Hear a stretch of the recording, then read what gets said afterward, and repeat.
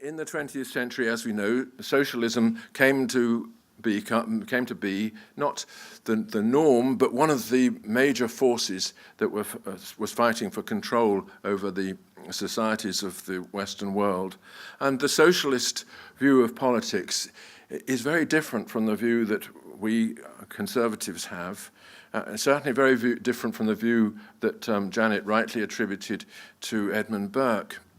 The conservative view is that politics exists in order to maintain peace and the rule of law and permit civil society to develop and to grow and to flourish according to its own natural logic.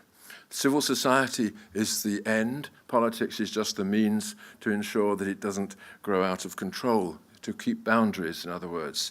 For the socialist, the purpose, politics has a purpose and a goal of its own. It's not there to permit the development of individual goals through the civil association and the little platoons and so on. It's there to remake society according to a new model. The new model is one in which the equality of all will be the ruling principle, and the liberation of previously oppressed minorities will be one of the means to achieve this. The state has, in other words, a vision of the end point to which it is directing everything, and law has to answer to that vision. So it has the right to override the individual sovereignty in the process of producing this new society. That vision, interestingly enough, is already there in the 1945 Universal Declaration of Human Rights that was brought into being by Eleanor Roosevelt, and is the founding document of the United Nations.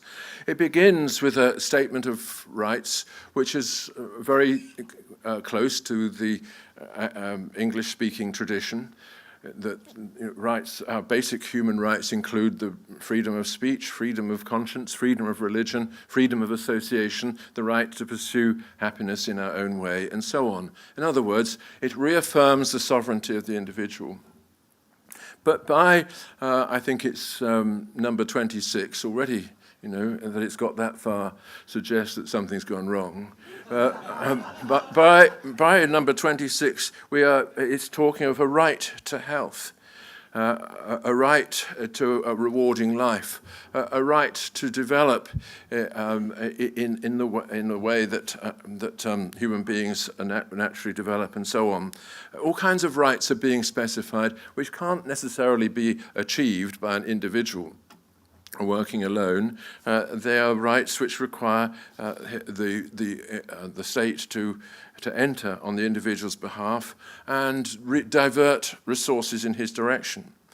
And we've seen these new rights, which are essentially claims against the public purse, we've seen them grow in recent years under the influence of things like the Human Rights Commission here, and the working of the courts, in particular the European Courts of Human Rights in Europe. And there have been two particular ways in which this development has advanced rapidly in recent years. One is through the idea of non-discrimination.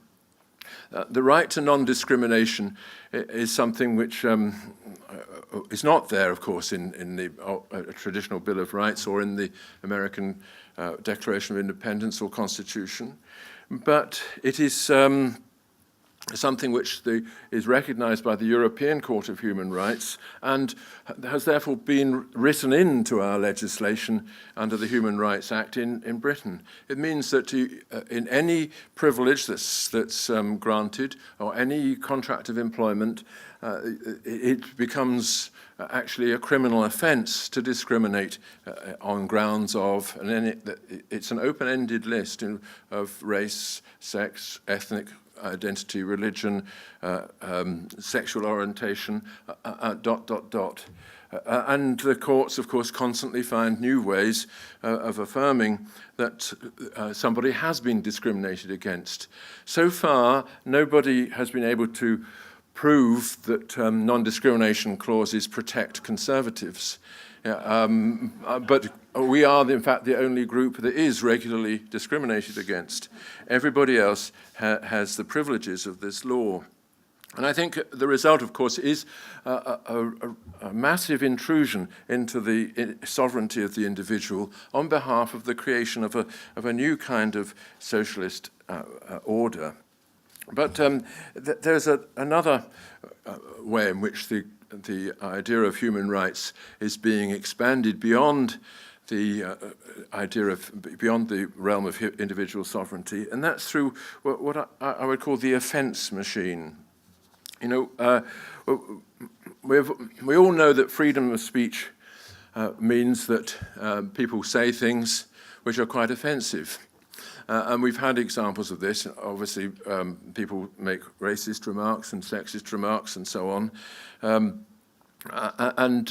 This could be part of the ordinary banter of friendly conversation, but there's always a line over which it shouldn't step. Then, of course, when people overstep that line, have they committed a crime or not? Modern courts and modern commentators are increasingly worried about this because, of course, in an egalitarian society, you don't actually know whether you have been insulted or not. Just to point out that you're an ordinary example of the human species is, to me, an insult, but I keep quiet about it. But anything that can be said can be taken as an insult. Who is to determine who is insulting whom? And when should that be a crime, if at all?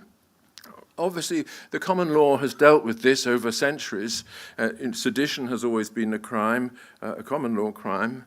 And so is incitement to violence. And John Stuart Mill, in his famous book on liberty, makes a clear exception for those sort of things. Saying something which is actually intended to incite people to murder or whatever has always been a crime in English law. But things that you say can have bad consequences, even if you don't intend them. I can say, I wonder whether Muhammad was really inspired or really given words directly from the Almighty, and that might produce a riot, regardless of my intention simply to open an interesting topic of discussion.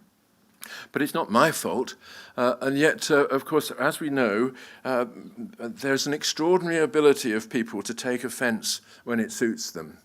And to indicate that this offence has occurred, even before they've fully felt it.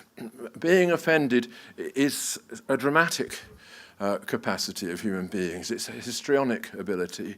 That's to say that if you begin by pretending you're offended, then you see you've got the response, then you feel you are really offended, and eventually you've worked yourself up into a state of anger which you cannot yourself control. That's your problem, of course.